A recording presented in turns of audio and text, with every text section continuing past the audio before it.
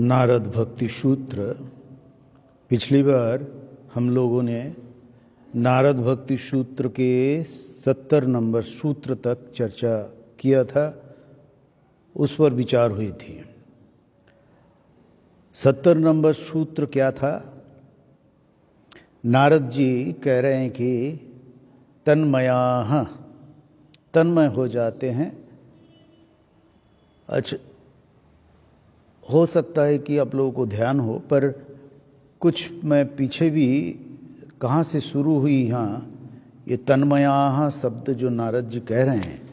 जैसे मैं पहले भी कई बार कहा कि नारद भक्ति सूत्र में, ये सूत्रात्मक भक्ति साहित्य में एक सूत्र दूसरे सूत्र का परिपूरक, या ऐसा लगता है एक सूत्र को और विस्तार में व्याख्या करने के लिए दूसरे सूत्र नारद जी हमारे सामने रख रहे हैं।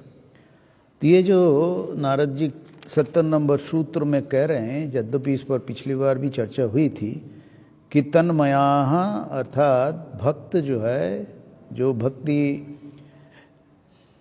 भगवान में करते हैं और भक्ति के रास्ते में साधना करते हैं, तो साधना के चरम परिणति ये कह सकते हैं तन्मयाः, तन्मय हो जाते हैं। अच्छा, ये कैसे, इसको समझने के लिए थोड़ा पीछे चलते हैं हम। 67 नंबर सूत्र में नारद जी कह रहे हैं कि भक्ता एकांतिनो मुख्य, एकांती भक्त मुख्य होते हैं। अच्छा, एकांती भक्त माने जो एकमात्र भगवान ही है उसके लिए, जिसको अनन्य भक्त भी कह सकते हैं, अर्थात एकनिष्ठ भी कह सकते हैं, वो विशेष है, वो मुख्य है, नारद जी कह रहे हैं यहाँ।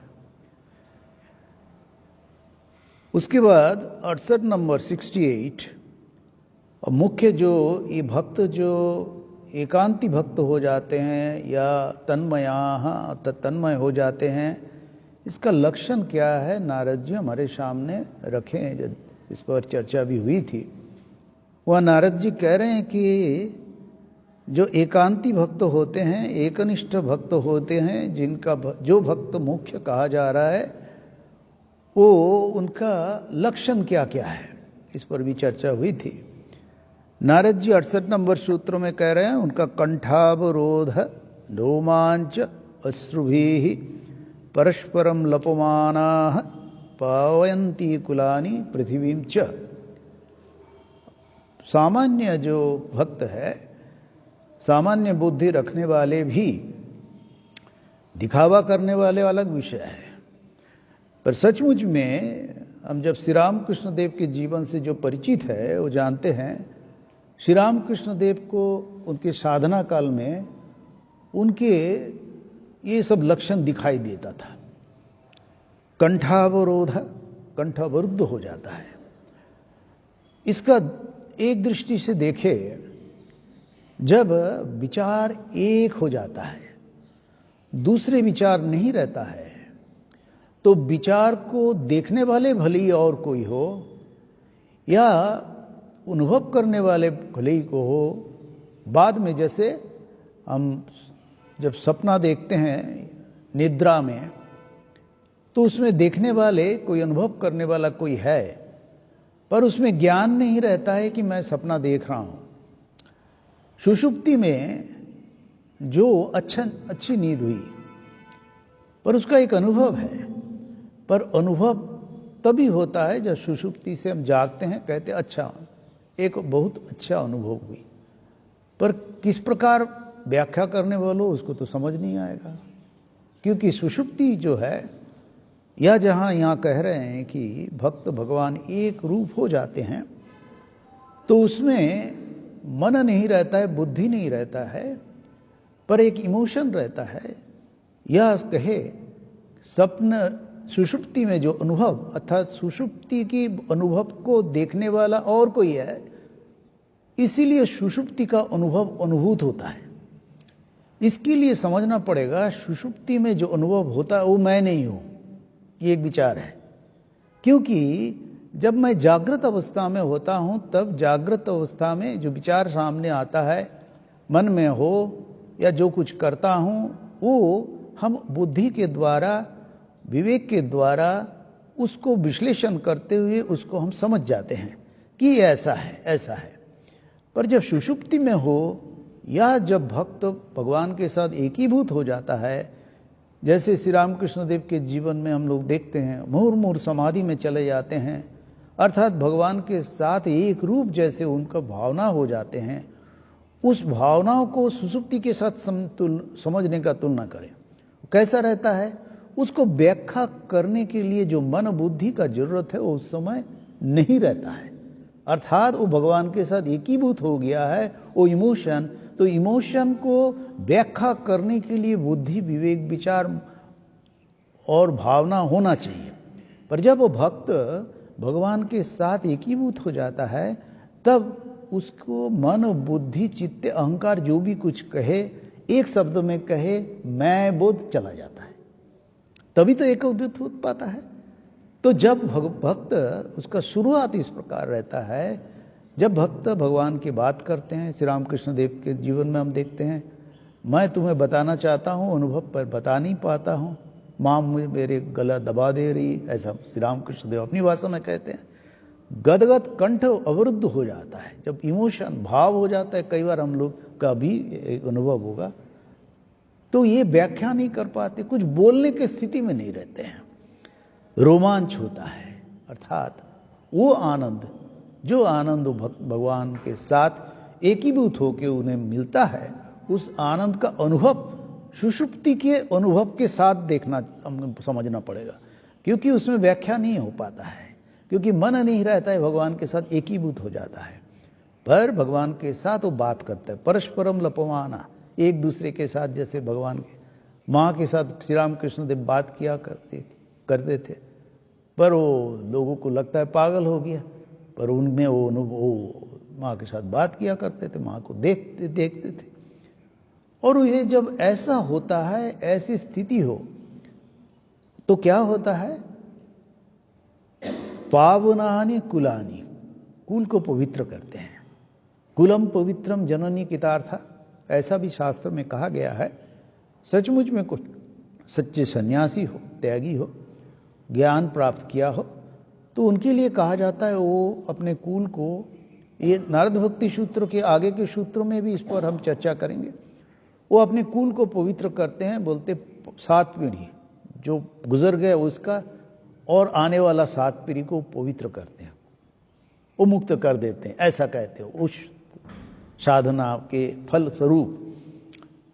अब इसको एकदम स्थूल दृष्टि से, ग्रॉस सोच के साथ इसको ना ले, अर्थात समझने का कहने का आशय ये है ताकि उनके कुल के पीछे आगे वाले भी पवित्र हो जाते हैं और उनको पुण्य, उसका लाभ मिलता है, ऐसा शास्त्र में कहा जाता है।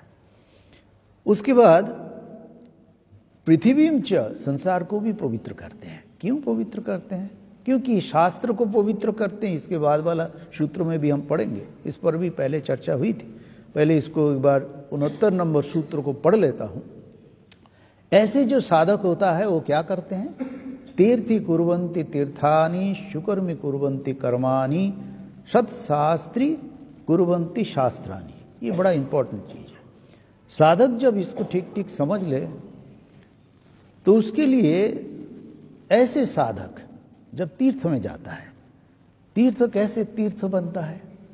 तीर्थ में जाके एक तो भगवान की उपस्थिति है, उसके एक इतिहास होगा, उसको याद करते हैं, और उसके बाद जब ऐसे साधक वहाँ जाते हैं, साधना करते हैं, पॉजिटिव वाइब्रेशन, भगवान के चिंतन करते हैं, ऐसे करते करते एक पवित्र वातावरण बनता है, इसलिए तीर्थी बनता है। तीर्थ में जाके इसीलिए कहा जाता है कि और कोई काम ना करे, गलत काम ना करे, चोरी डकैती, दूसरे को लूटना हो, तीर्थ में जाके ना करे।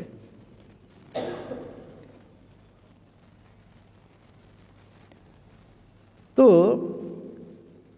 ऐसे साधक जब तीर्थ में जाते हैं, तब तीर्थ में जाके भगवान के चिंतन करते हैं, मनन करते हैं और साधना करते हैं, तो तीर्थ और पवित्र होता है, वाइब्रेशन और बढ़ जाता है। और सुकर्मी कुर्वन्ति कर्माणि, कर्म को सुकर्म में परिवर्तित करता है। हम लोग सब तो कर्म करते हैं, कर्म जब अपने लिए करते हैं तब वो अपने लिए एक स्वार्थ बुद्धि रहता है, पर जब साधक भगवान के प्रीत्यार्थ कर्म करते हैं तो सुकर्मी होता है। और शास्त्र युक्त कर्म जो करते हैं, भगवान के चिंतन मनन पवित्र चिंतन करते तीर्थ में जाके, तो वो उनका वो कर्म सुकर्म तो होता ही है। और इसको कहने का आशय ये है, जो लोग जिसको पढ़ेंगे ये तो शास्त्र में है, शास्त्र में कहा गया है ऐसा, तो शास्त्र में कहा गया है, इस बात को सत्य प्रमाणित करते हैं ऐसे साधक। और इससे कारण शास्त्र में इसलिए कह रहे सत्शास्त्री कुर्वन्ति शास्त्राणि, शास्त्र को सत्शास्त्र बनाते हैं। कैसे? पवित्र बनाते हैं। कैसे? शास्त्र में लिखा है, ये जैसे तीर्थी कुर्वन्ति कर्माणि तीर्थानि सुकर्मी कुर्वन्ति कर्माणि सत्शास्त्री कुर्वन्ति शास्त्राणि, ये तो शास्त्र में लिखा है, नारद भक्ति सूत्र में लिखा हुआ है। तो इसको प्रमाणित करते हैं, इसको सही प्रमाणित करते हैं, स्थापित करते हैं, इसीलिए शास्त्र भी पवित्र होते हैं।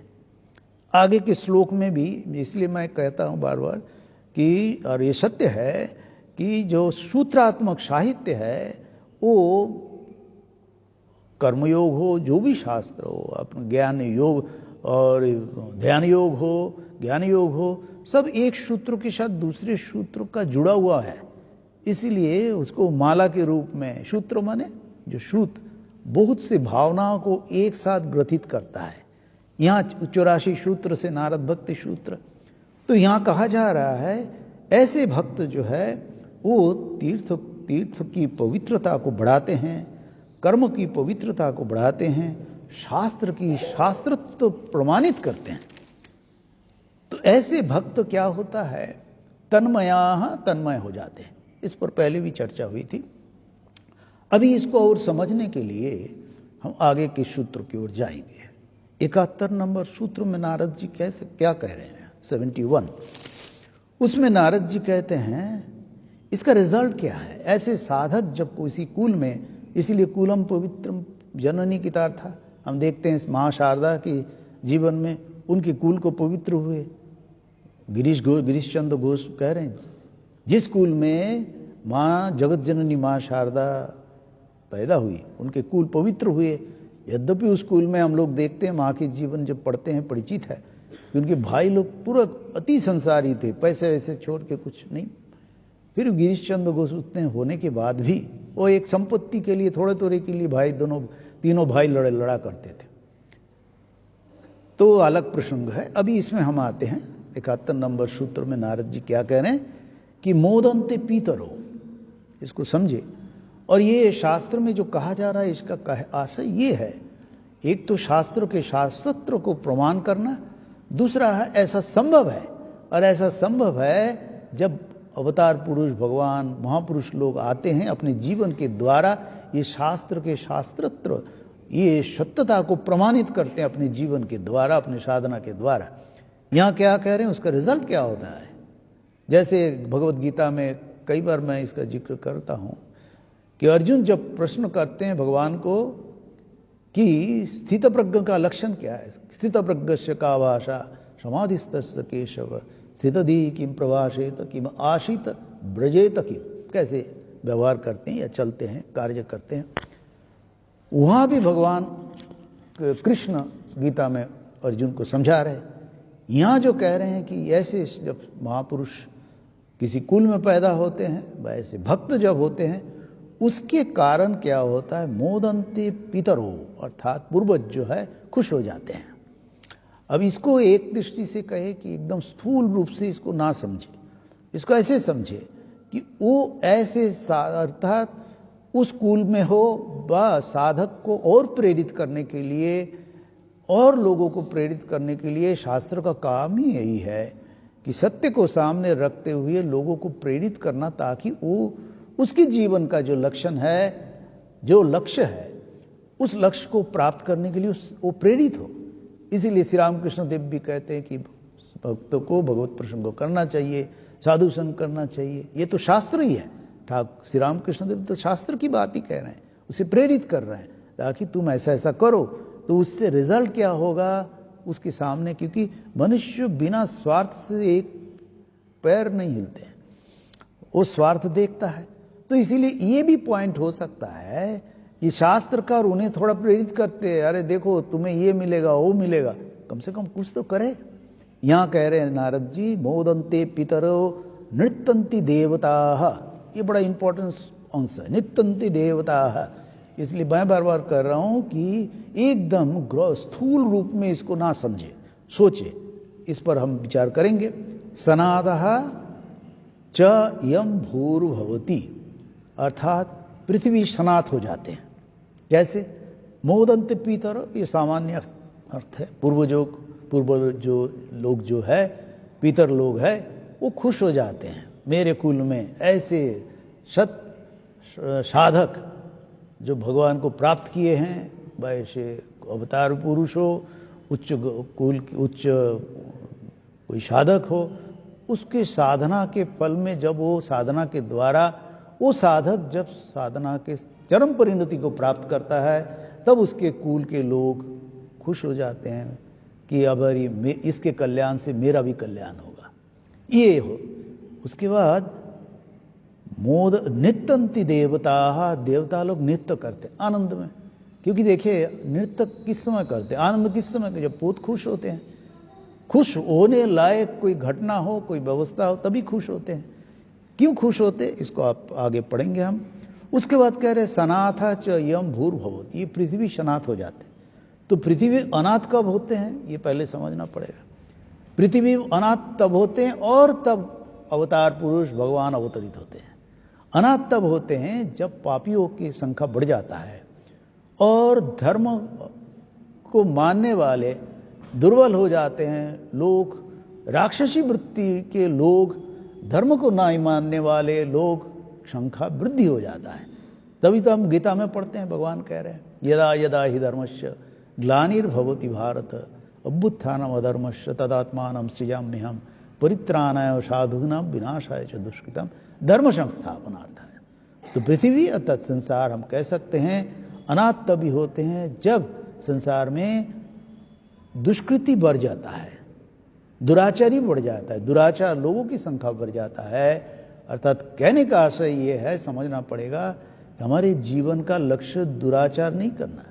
हमारे जीवन का लक्ष्य संसार में बंधे नहीं रहना है।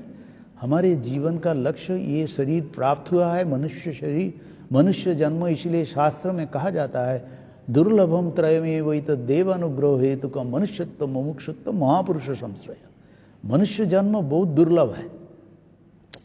अब कहोगे कि भाई दुर्लभ है तो इतने लोग तो ऐसे जी रहे, मर रहे, पर उसके वो बोध आना कि मेरे जन्म जो है ये शरीर दुर्लभ है इस शरीर में। इसलिए श्री रामकृष्ण देव महापुरुष लोग कहते मनुष्य जीवन का लक्ष्य भगवत प्राप्ति। पर ये इतना कठिन है, ये सामान्य बोध ही नहीं होता है। हमको लगता है हमारा जीवन जो मैं जो हूँ, इसका दो पक्ष है।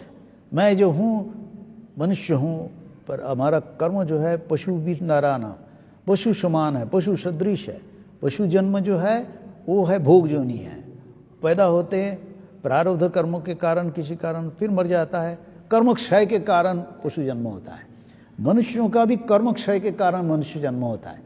तो जो अपॉर्चुनिटी उन्हें मिला हुआ है, जैसे मानो पिताजी ने बेटा को बहुत समझाया, उसके लिए टीचर रख दिया, 2-3 टीचर रख दिया, उसको अपॉर्चुनिटी दिए तो अच्छा पढ़ाई करो कर, बेटा खेल कूद के वो सब अपॉर्चुनिटी नष्ट कर दिया, तो उसका रिजल्ट तो उन्हें भोगना पड़ेगा। उसी प्रकार मनुष्य रूप में पैदा हुए, सुयोग भी मिला हमें, पर उस ओर ध्यान नहीं दिया है। हम संसार की ओर व्हाट्सएप, फेसबुक, ये सब में बड़ा, इंस्टाग्राम में ऐसे लगे रहे, संसार के बाकी चीज़ों में इधर नजर ही नहीं गया, तो अपॉर्चुनिटी हमने खो दिया। तो इसीलिए कहा जा रहा है यहाँ कि जब हमारे जीवन का लक्ष्य को हम नहीं मानते हुए हमारे भीतर पशु वृत्ति, दानव वृत्ति, संसारी वृत्ति, अंधकारमय वृत्ति, इसको ये समझे साधक जो होना चाहते उसके लिए बात है, जो मजे में है उसके लिए बात नहीं है ये। तो साधक जो बनना चाहता है उसके लिए ऐसे विवेक विचार करना है, ये बात है, इसमें कोई निंदा की बात नहीं है। तो यहाँ कहा जा रहा है पृथ्वी सनात तभी होते हैं, अनाथ तब होता है जब राक्षसी वृत्ति बढ़ जाता है। सनात होते ऐसे साधक, ऐसे अवतार पुरुष, महापुरुष लोग अवतरित होते हैं साधना के द्वारा, उस सत्य को फिर से भगवान की और लोगों के विचारों को मोड़ देते हैं। तब धर्म को मानने वाले ज़्यादा होते हैं और राक्षसी वृत्ति वाले कम होते हैं। धर्म के बढ़ जाने से राक्षसी वृत्ति जो है वो नीचे वो दुर्बल होते जाता है, तब पृथ्वी जो है सनात होते हैं। इसमें ये कहने का अर्थ है मोदन्ते पीतरो नित्यन्ति देवता सनाता च अयम भूर्भवति। ये पृथ्वी सनात हो जाते हैं जब ऐसे महापुरुष, ऐसे साधक उस संसार में होते हैं। उसके बाद ये जो मैं कहा कि नित्यन्ति देवता, इसको थोड़ा समझने का कोशिश करें। ये बाहर में अपने अपने ओर इसको लाए।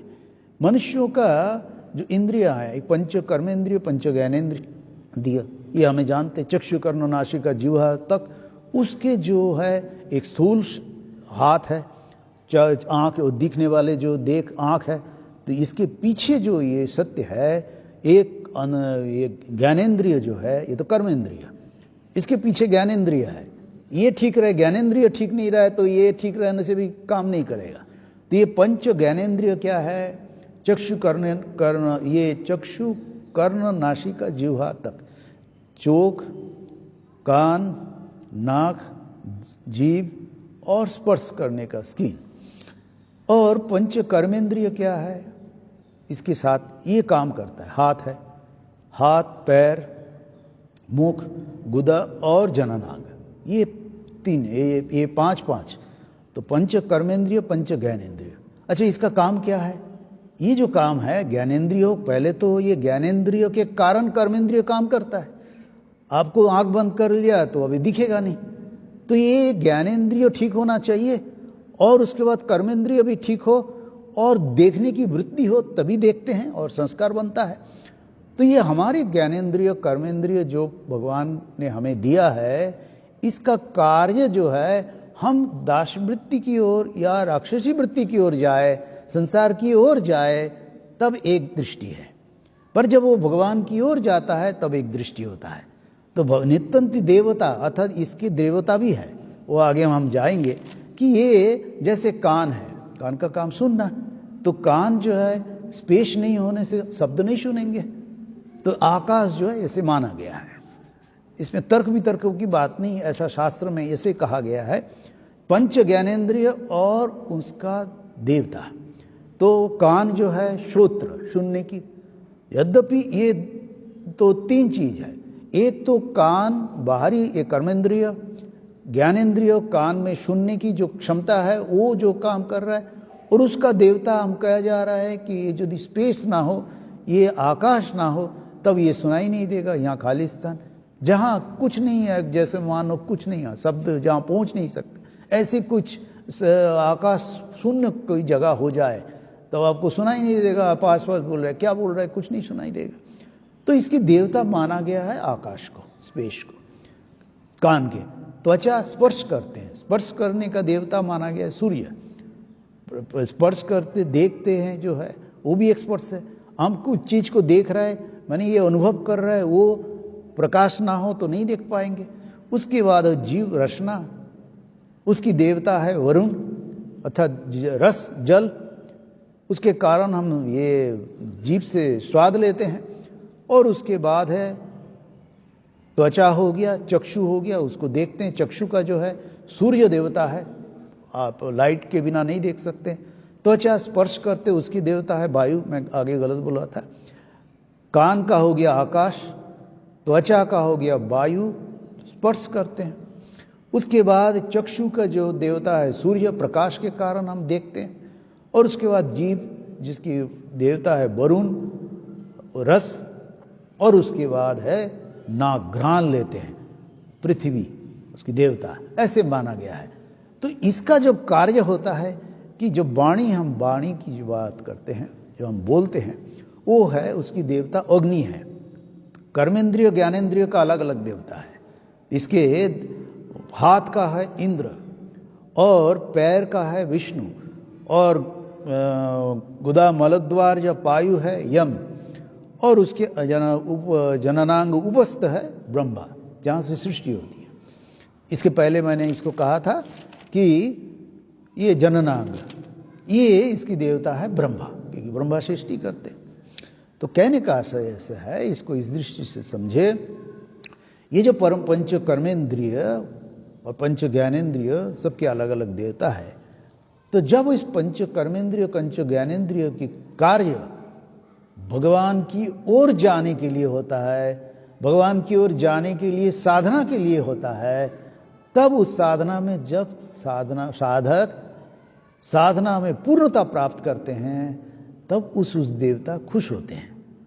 इसलिए जैसे मान लो हम सुनते हैं, तो जो सुनते हैं गलत शब्द सुनते हैं, तो हम ऐसे भी कल्पना कर सकते हैं कि शब्द जो है हमें बताश में गलत शब्द सुन के वाइब्रेशन में पोल्यूशन बढ़ा रहे हैं।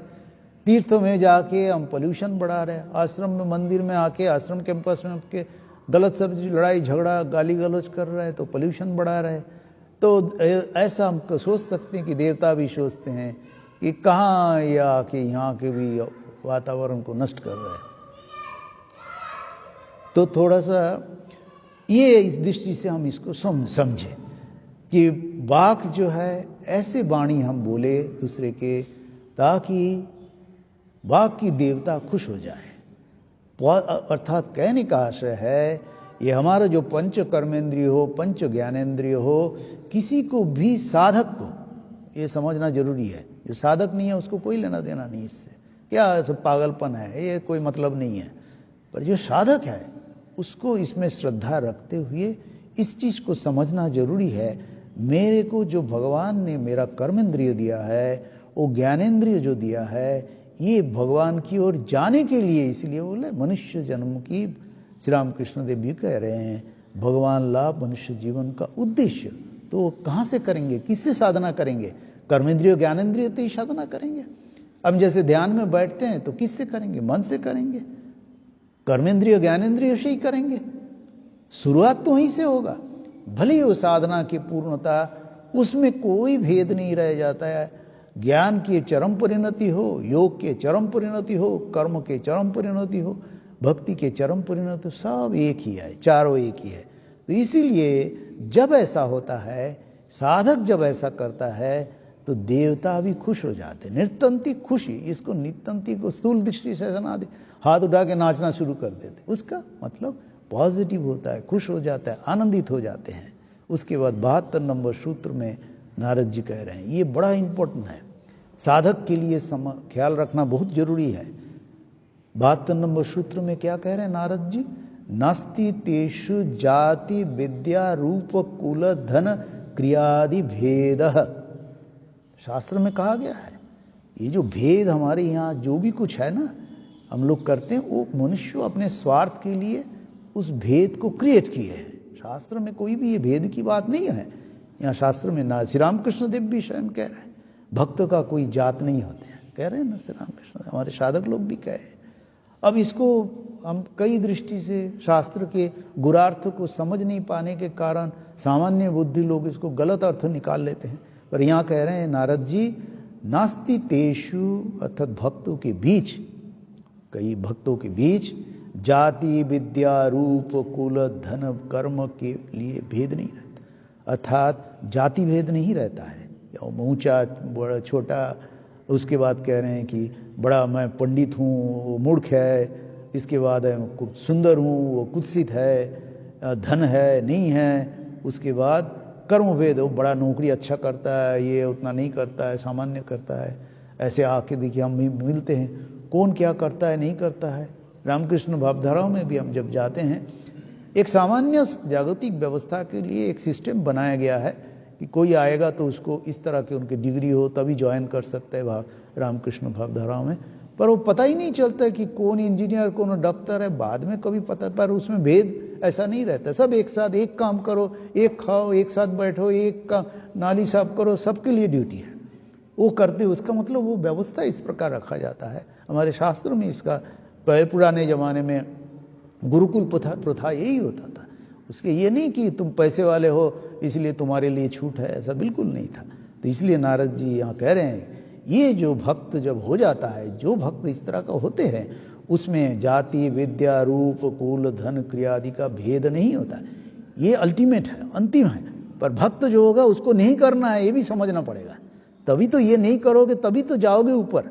तो इसलिए कहा जा रहा है कोई भेद नहीं। अहम ब्रह्मास्मि बोलोगे, सर्वभूतों में एक ही भगवान विराजमान है, इसको कहोगे, इधर भेद करोगे तो बोध ही नहीं होगा। पहले इसीलिए आरोप करना पड़ता है, बार बार चिंता करना पड़ता है। जैसे चिंता करोगे, जैसे सोचोगे, वैसे तुम हो जाओगे।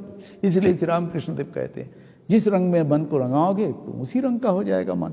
इसीलिए भक्तों को विचारों में बड़ा अवेयर होना चाहिए, कॉन्शियस होना चाहिए।